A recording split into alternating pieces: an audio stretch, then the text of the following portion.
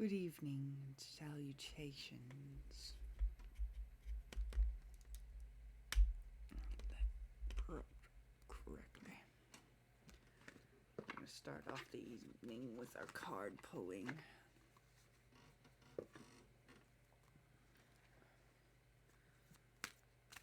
Oracle cards are first.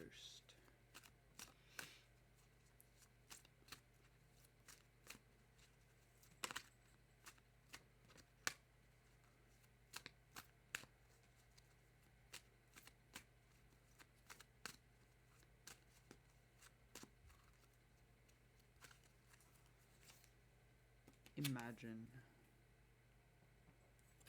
Imagine there's no people. Actually, it's imagine all the people living together as one.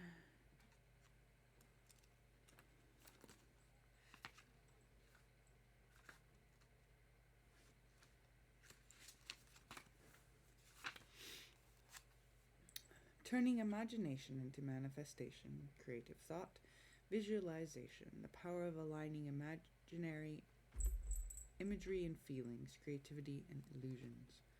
The Oracle's message: who do you want to be? What do you need to believe in order to have the life you want? You are gifted with the power to imagine. If you can dream it, you can create it. This is the time when your imagination is the key to manifesting the life you desire. Spend time daydreaming, fashioning a vision board to help you see your goals, or meditating. Allow the power of your creativity to deliver images of what feeds your soul. Then allow your feelings to mingle with your inspirations and imagine these things being real right now. Then repeat. What you imagine will become your belief, and soon you will see these things come to pass in the outer world as if by magic. Relationship message. In matters of the heart, it's easy to daydream about another as a means of connecting to that person. While that's romantic, if you want this relationship to be real, you need to go for it, not just dream about it. Now is the time to move beyond the daydream and into reality, beyond illusion and into fruition. Relationships are about relating. So step out onto the dance floor where imagination partners with manifestation. The message of this card is that a person with attributes you have imagined will enter your life. You'll be changed for the better. Imagine that. Prosperity message. This is a powerful time to get clear on how you create your prosperity, what it means to you to be prosperous, and what attributes you need to deliver in yourself to make things happen. Who do you need to be to live out your dreams? Can you imagine the kind of life you desire? Really imagine it without holding back the sheer force of your powers of creativity. If you can envision it, you can have it. Get ready, for prosperity is waiting for you to claim it now. Act as if your dreams really will come true. Protection message. Illusions and wishful thinking rooted in a sense of lack have entered your life. Now may be the time to see things as they truly are, not as you hoped or imagined they would be. Release any fear, then envision anew. Perhaps you're anticipating that something fearful might happen and recreating that image of disaster over and over in your mind. The universe responds to such projections, so be aware of this catastrophizing. No matter what, illusions and awfulizing are a misuse of imagination. Clear the inner slate and stay grounded. Stay real. Only then can you truly have what you desire. Imagine. What you imagine, you manifest. Good and bad. And constellation card for the evening is Cetus or Cetus. Means whale. It's in the southern hemisphere. The head crosses the celestial equator near Aquarius. Proximity position is RA 1.5H. Decreased -10 degrees. Area 1,231 square degrees. The brightest star is Difta, which is first frog. The It's an orange giant, magnitude 2.0. Visible stars are 58. In Greek myth, Cetus, now translated as whale, was a sea monster created by the sea god Poseidon to punish Queen Cassiopeia for claiming to be more beautiful than his daughters, the Nereids. Perseus killed Cetus as the monster was about to devour the queen's daughter, Andromeda.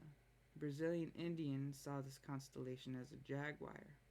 Special features is Omicron Ceti, also called Mira, is the brightest and most famous long-period variable star. About 300 suns in diameter, it is a red supergiant 420 light-years away.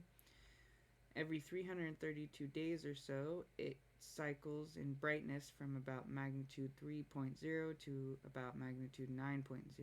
It's invisible for about 5 months. The star slowly brightens to its peak, which lasts about 2 weeks, and then it slowly fades. The ancients interpreted its slow pulse as the beating of the monster Cetus's heart. Since 1959, scientists have been listening to Tau Ceti, one of the nearest stars, at 11.9 light-years away, seeking sounds of intelligent life. They think there might be intelligent life in the Whale constellation.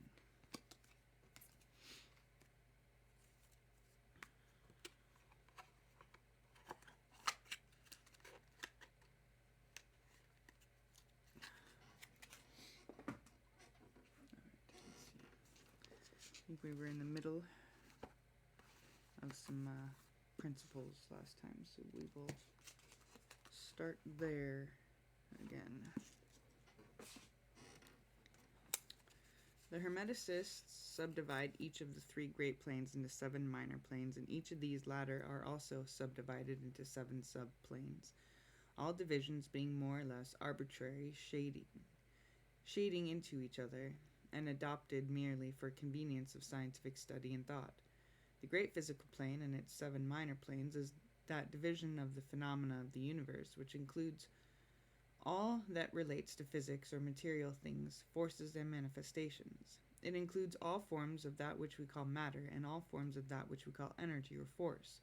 But you must remember that the Hermetic philosophy does not recognize matter as a thing in itself, or as having a separate existence even in the mind of the all. The teachings are that matter is but a form of energy, that is, energy at a low rate of vibration of a certain kind, and accordingly the Hermeticists classify matter under the head of energy and give it 3 of the 7 minor planes of the great physical plane.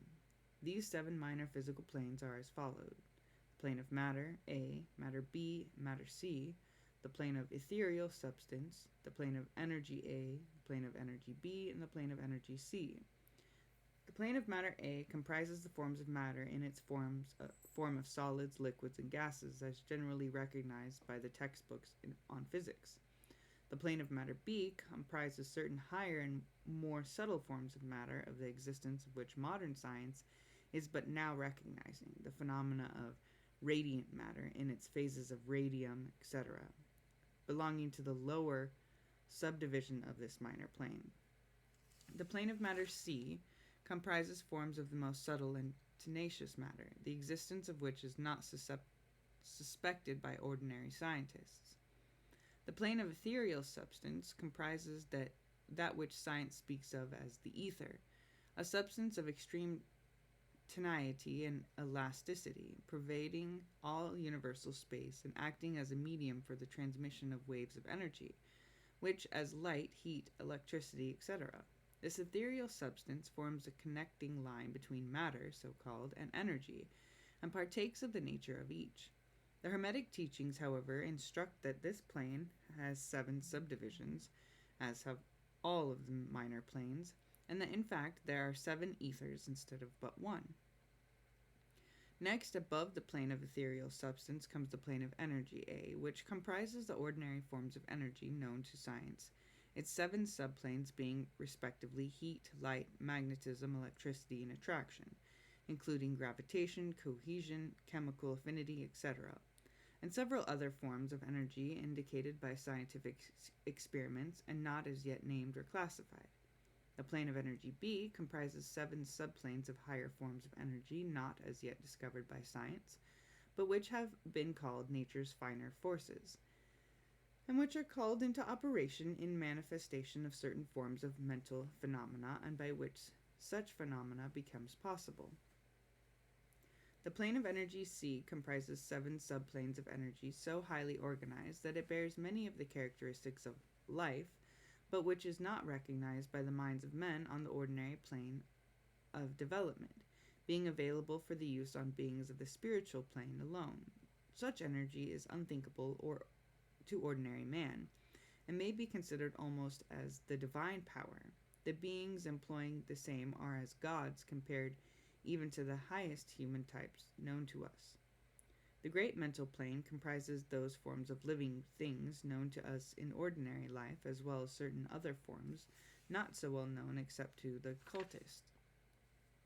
The classification of the 7 minor planes is more or less satisfactory and arbitrary unless accompanied by elaborate explanations which are foreign to this purpose of this particular work, but we may as well mention them. They are as follows: the plane of mineral mind, the elemental mind A, plant mind, elemental mind B, animal mind, elemental mind C, and human mind. The plane of mineral mind comprises the states or conditions of the units or entities or groups and combinations of the same, which animate the forces known to us as minerals, chemicals, etc. These entities must not be confounded with the molecules, atoms, and corpuscles themselves, the latter being merely the material bodies or forms of these entities, just as a man's body is but his material form and not himself. These entities may be called souls in one sense, and are living beings of a low degree of development, life, and mind, just a little more than the units of living energy, which comprise the higher subdivisions of the highest physical plane. The average mind does not generally attribute the possession of mind, soul, or life to the mineral kingdom, but all occultists recognize the existence of the same, and modern science is rapidly moving forward to the point of view of the Hermetic in this respect.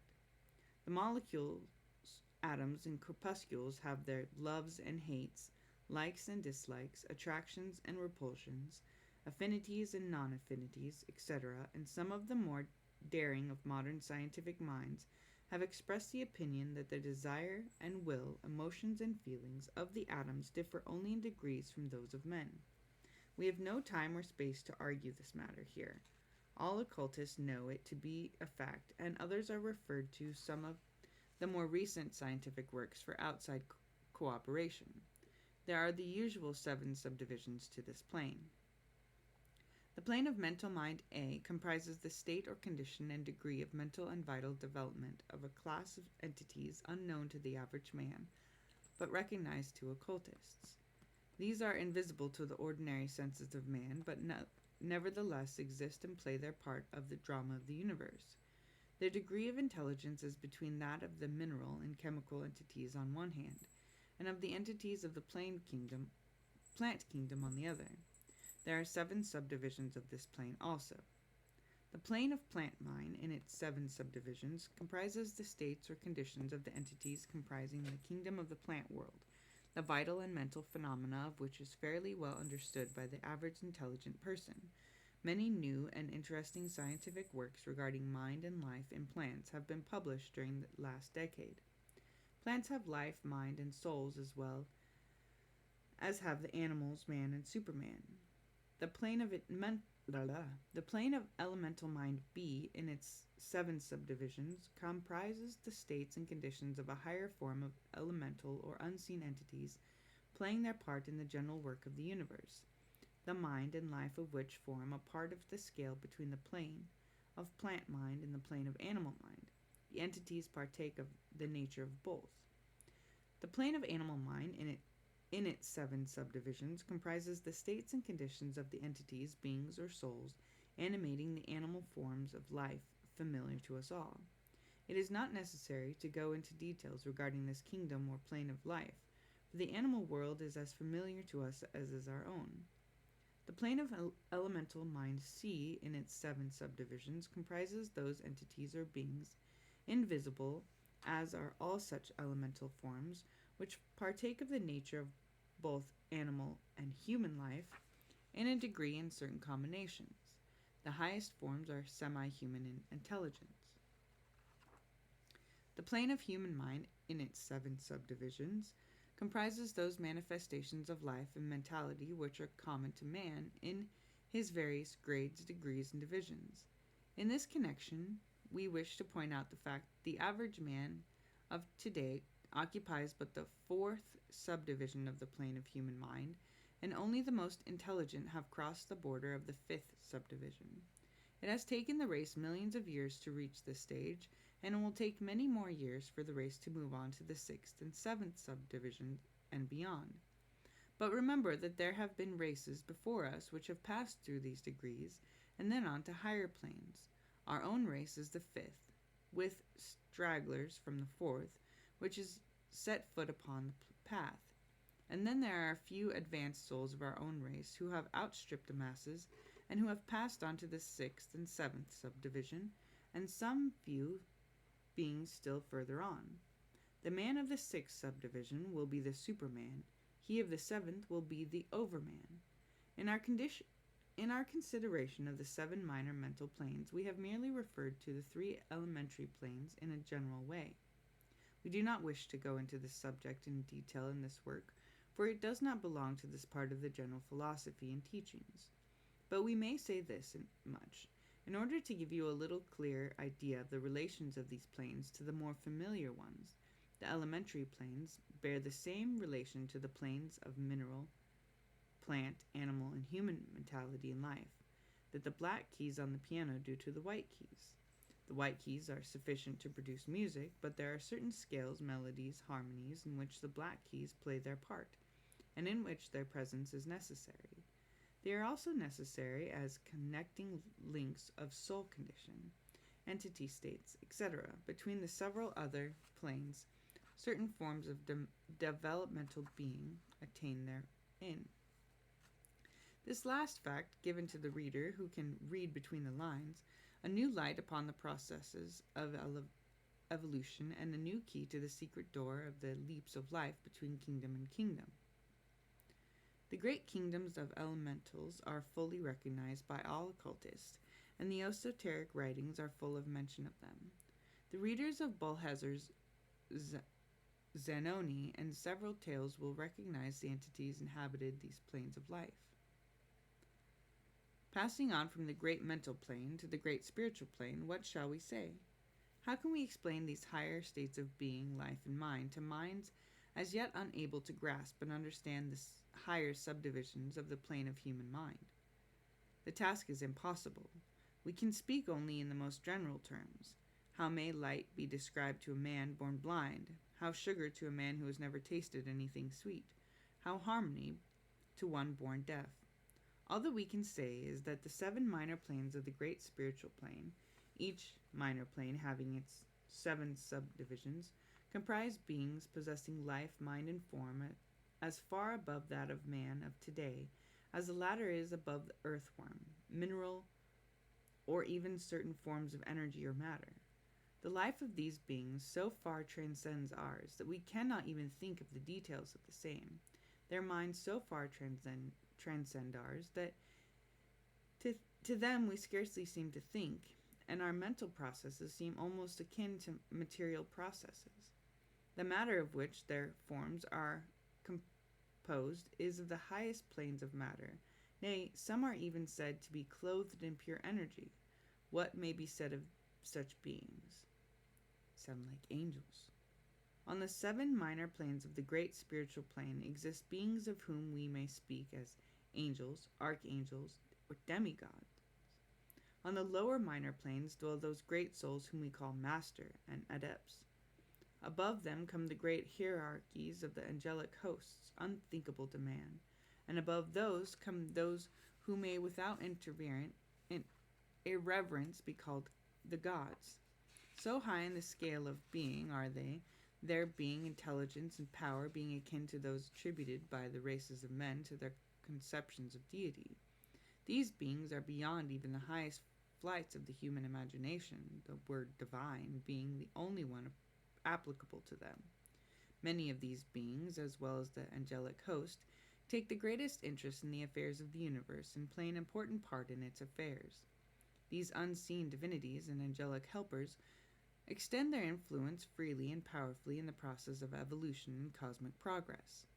Their occasional intervention and assistance in human affairs have led to the many legends, beliefs, religions, and traditions of the race, past and present.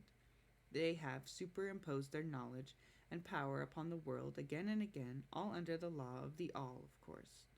And yet, even the highest of these advanced beings exist merely as creations of and in the mind of the all, and are subject to the cosmic processes and universal laws.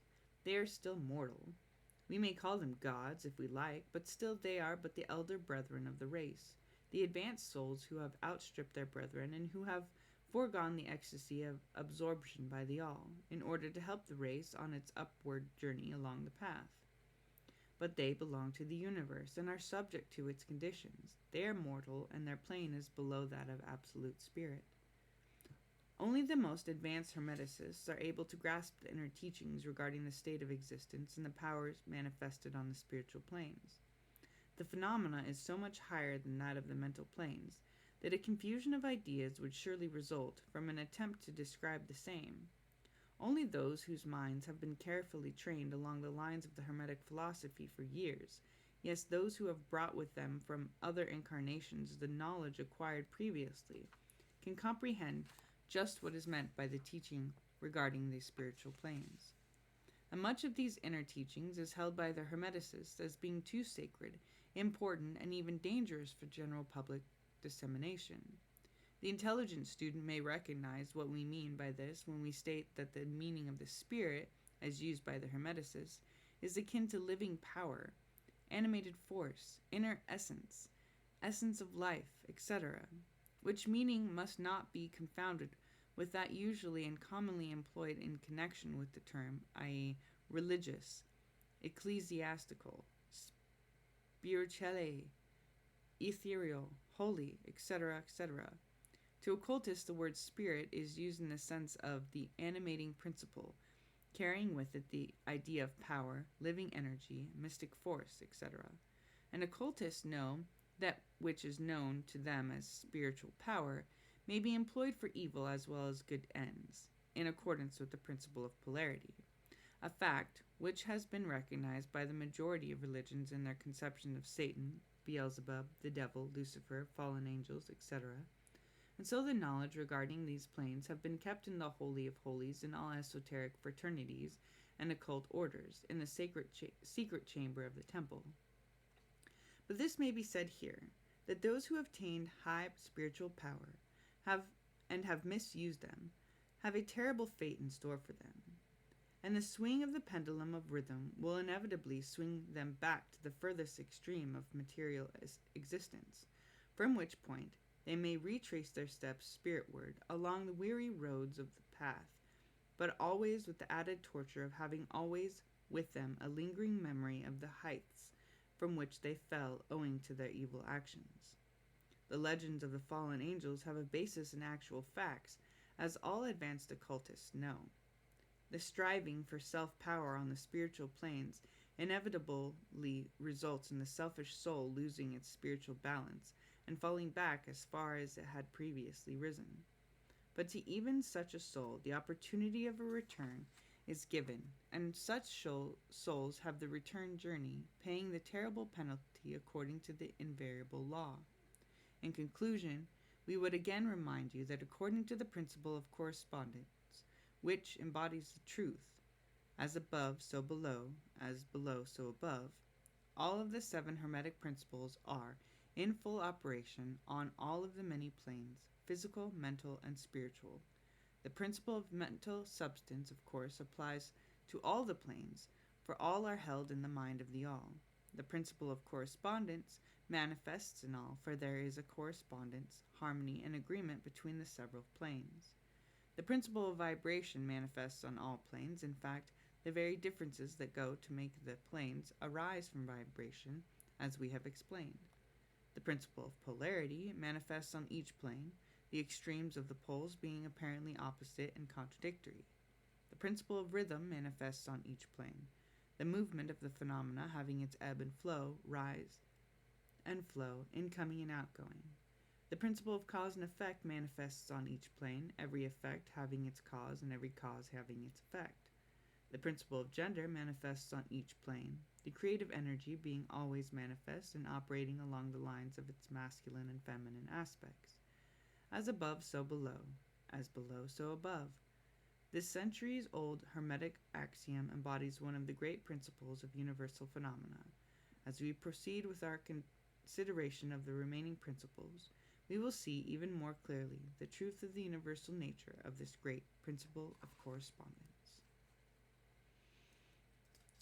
And next we will have vibrations. That was a long chapter. Almost thought it was going to take me 3 readings to do that one. Dang langus. Next chapter is not so long.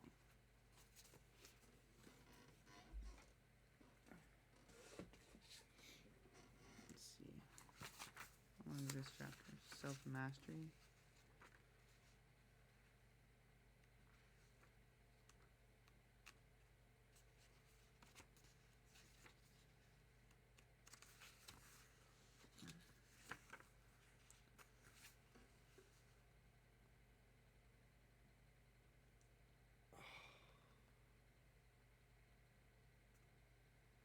I don't know. Maybe I need to alternate.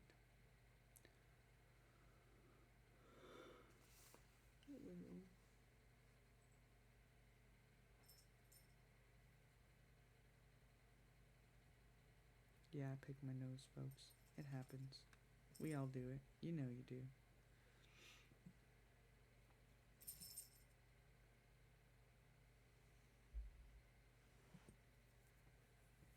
Yeah, I think that's all I'm going to do for tonight, guys. Oracle cards, constellation, and the Kabbalin. Have a wonderful evening or morning, wherever it is you're watching. This is the way. Peace be with you.